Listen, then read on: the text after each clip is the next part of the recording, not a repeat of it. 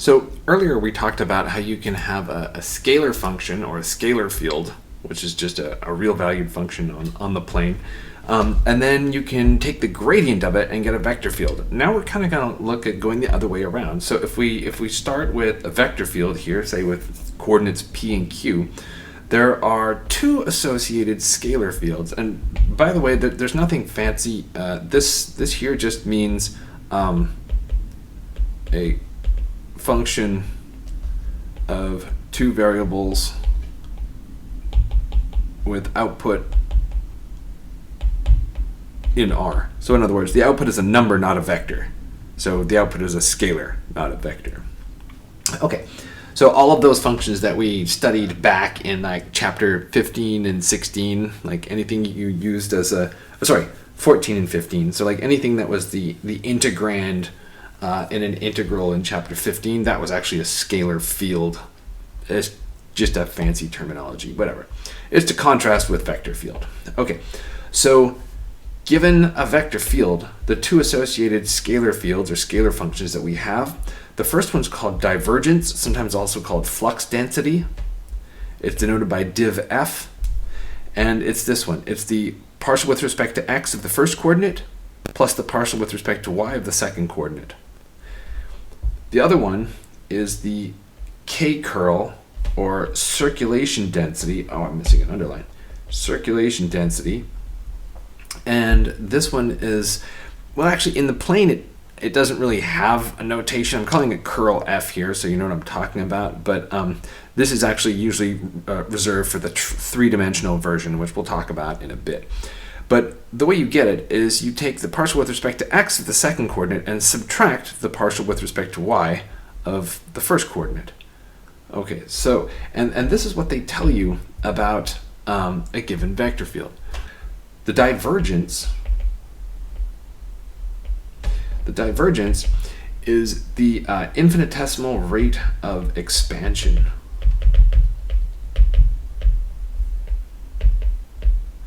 Well, expansion or contraction. So if it's negative, then it would be like contraction or compression.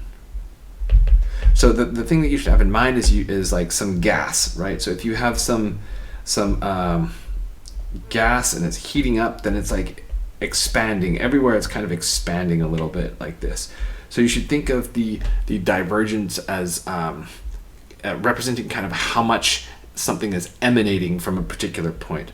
So in particular, if we have that the divergence of f at some point is positive, then that corresponds to a source. Stuff is coming in.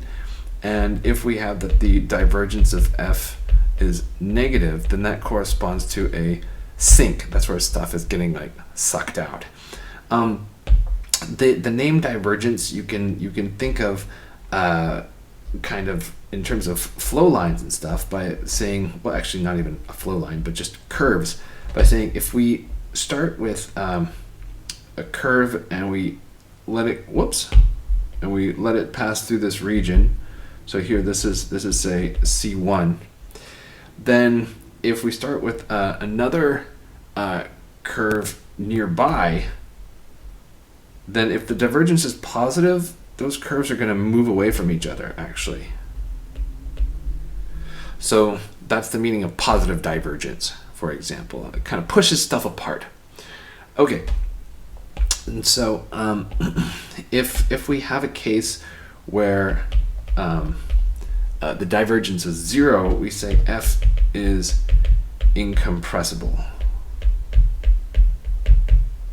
So f incompressible means that the divergence is 0. Okay. Now let's talk a little bit about curl. So curl is the tendency to rotate.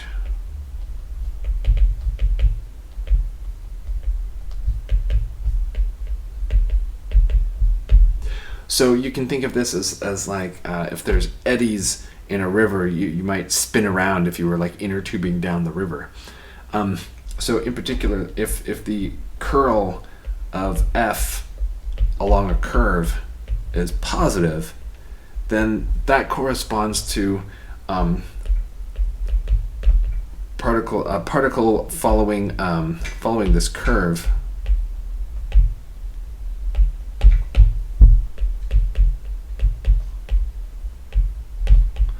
it's going to want to rotate counterclockwise. So it's going to be spinning. So, for example, if you had, say a river, and maybe it's easier to visualize if you imagine some very viscous fluid traveling down this channel. But you could imagine that the flow rate down the middle would be rather quick. That's usually where the river's fastest. And then over by the banks, it's going to be much shorter, much less fast. I guess if I knew English, I would just say slower. So what happens then is that if you are, say, that you put this little marker in the water, so this is like a little floaty thing with an arrow pointing forward.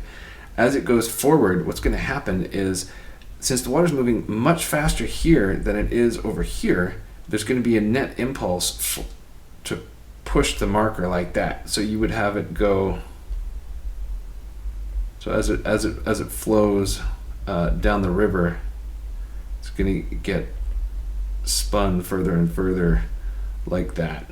Your little marker will end up turning around. So that's what we would say is there's positive curl.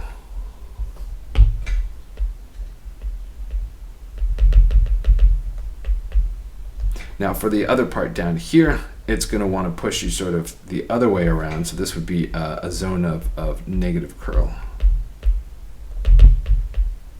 And just like with divergence, we're interested in the case when the curl vanishes. And in this case, we say that F is irrotational.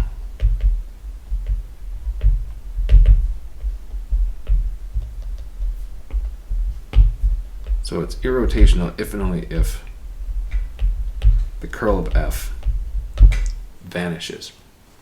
And like I sort of mentioned earlier, there are also versions of these for three-dimensional vector fields as well. That'll be the subject of section 16.5.